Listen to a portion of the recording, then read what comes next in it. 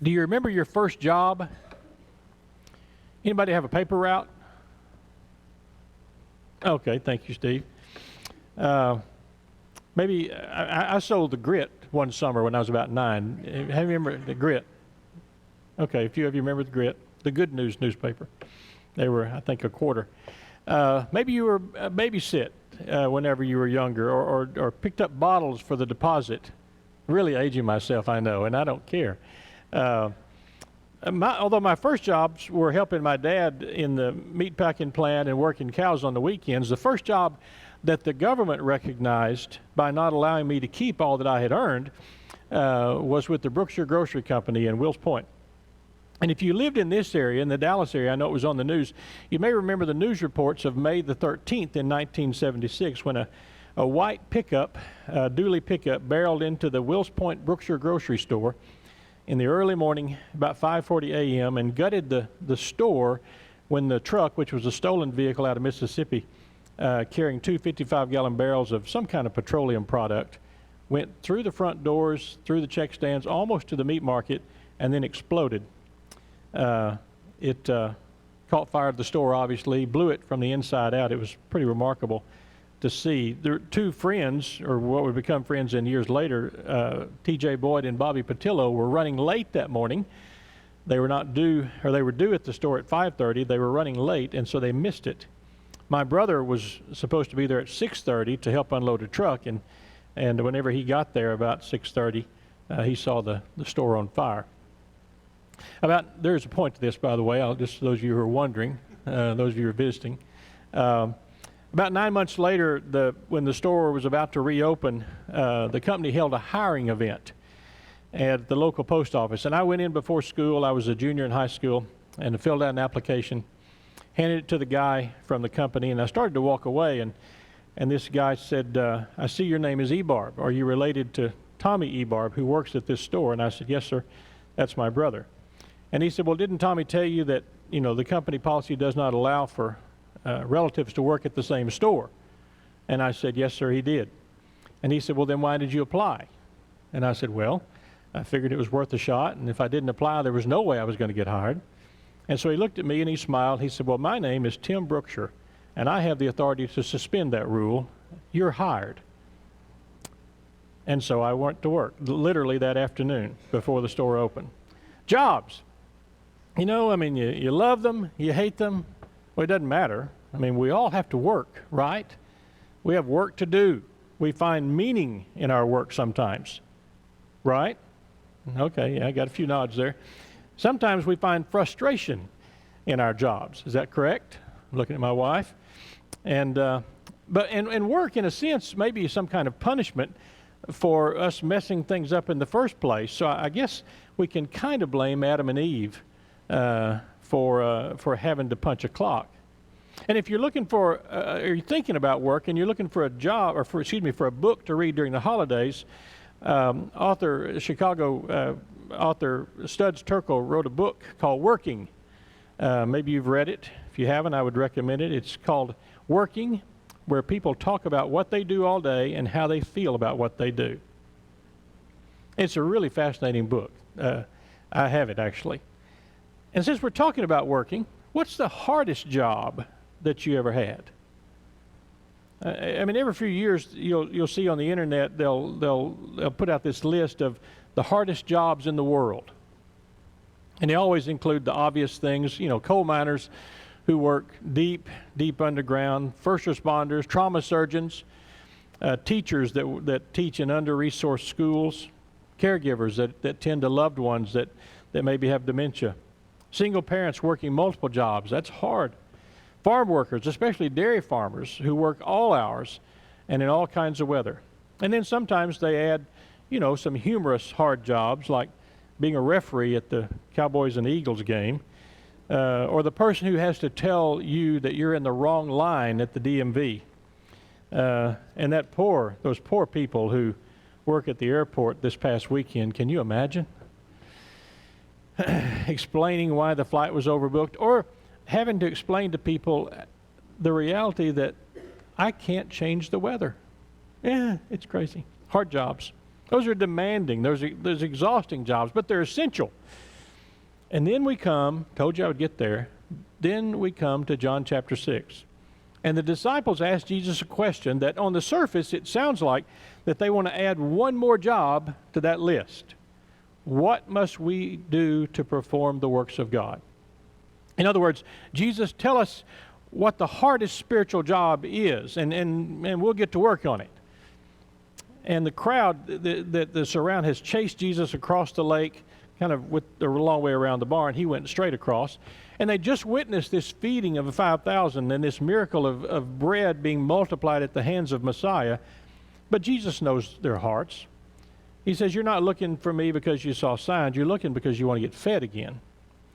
And they want more bread. They want more miracles. They want more answers. They want more rules, really. More tasks that they can complete in order to feel righteous. And so they ask the question that people have been asking God really since the beginning. Just tell us what to do to earn your love and acceptance, and we'll do it. Give us a job description. Give us a checklist. Point us to the ladder of righteousness so that we can climb every step to holiness. And Jesus' answer is simple, disarming, and a long way from what they expected. This is the work of God, that you believe in him who he has sent. Not follow these, 613 steps, not pray this long special prayer, not give enough or give more, not prove yourself, not perfect yourself, but simply believe, trust, and receive. Jesus says the hardest job in the world and the most essential work in the kingdom of God is not something you accomplish, but something you surrender to, trusting the one that God has sent. Ironically, trusting Jesus may be one of the hardest things that God ever asks of us. It sounds easy enough, but trusting means letting go of our own righteousness, relinquishing control, releasing this illusion that our good works and good stuff that we can do is what it's going to take to earn God's love. Trusting means surrendering our fear and accepting that grace, not performance, saves us. Sometimes the hardest job in the world is not carrying a heavy load, but instead letting go of the load that you've been clinging to. But the reality is we would prefer checklist religion, because checklist religion is measurable. If I do X, Y, and Z and check those boxes and get those things done, then I'm good. Because those things are manageable, and it makes us feel like we're in charge. But Jesus doesn't invite those folks on that day, nor us, into a job. He invites us into a relationship. And then he says these words that really reshape the whole conversation. I am the bread of life. Whoever comes to me will never be hungry, and whoever believes in me will never be thirsty. Now, look at the parallel there. They ask for instructions, and he offers himself. They ask for a job description, and he hands them bread. They ask for the works of God, and he gives them the Son of God. You see, Jesus is not a task to complete. Jesus is a gift to receive. He doesn't offer us a ladder to climb, but instead offers bread, nourishment.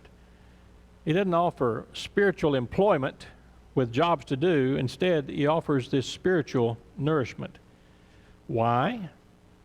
Because grace reverses the whole question.